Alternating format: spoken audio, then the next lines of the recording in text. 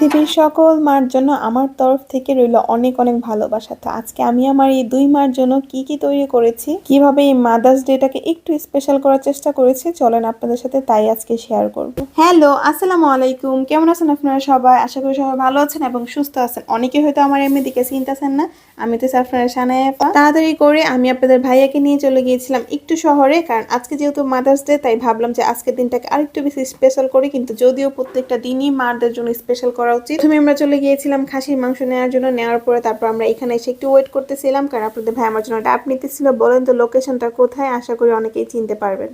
যেহেতু তাড়াতাড়ি করে বেরোয় গেছিলাম গা, তাই ব্রেকফাস্ট করার সময় হয়েছে না, এই জন্য আপনাদের ভাই আমার জন্য একটা ডাব নিয়ে আসছে। আর শুধু এখানে আমি একা একা খাইলে হবে, আমাদের রিস্কাওয়ালা মামাকেও, যেহেতু অনেক বেশি গরম ছিল, ওনাকে শরবত খাওয়াইতেছিলাম। যদিও আমি খালি পেটে মিষ্টি কোনো জিনিস খাই না, তাই আমি ডাব খাচ্ছিলাম। তারপর আর অনেক কেনাকাটা ছিল, আমি খুশি। সব কেনাকাটা করে বাসায় চলে আসছি। এটা আমার ভাবিকে দিয়ে আমি আজকে কাচ্চি বিরিয়ানি রান্না করব। যেহেতু আমি আমার বাসায় রান্না করলে আম্মুকে আম্মুর কাছ থেকে লুকায় রাখতে পারবো না, সারপ্রাইজ হবে না, তাই আমি আমার ভাবিকে দিয়ে আসছি কাচ্চি রান্না করার জন্য। আর আমি বাসায় এসে খুব সুন্দর করে এটা কেক বেক করে নিতেছিলাম। সারপ্রাইজ তো সারপ্রাইজের মতোই দিব, বাসায় যদি রান্না করি তাহলে তো আমার আম্মু জেনেই যাবে। তো এখানে আমার কেক বেক করা শেষ, এই জন্য আমি সাথে সাথে কেকটাকে ডেকোরেশন করতেছিলাম। অনেকদিন পরে আমি কেক বানাইতেছিলাম, তাই ঘরে খাবো দেখে তেমন ভালো করে ডেকোরেশন করি নাই। তারপর কিরকম হয়েছে আপনারা অবশ্যই আমাকে কমেন্ট করে জানেন যে কেকটা কিরকম হয়েছে। কেকটা কিন্তু আমি লেমন ফ্লেভার বানানোর ট্রাই করছি। আমি প্রতিবার একটা একটা করে নতুন ফ্লেভার বানানোর ট্রাই করি, দেখি কোনটা বেশি ভালো লাগে। আর ওই দিক দিয়ে হচ্ছে আমার ভাবি খুব সুন্দর করে কাচ্চিটা রেডি করতেছিল। ভাবছিলাম আমি যে একটু মাঝে মাঝে ভিডিও করব, কিন্তু এতটাই ব্যস্ততার মধ্যে ছিলাম যে আমি আর ভিডিও করার সুযোগ পাই নাই। কারণ শুধু আমি কেক না, আমি সাথে হচ্ছে কাচ্চির সাথে খাওয়ার জন্য জালি কাবাবও তৈরি করব।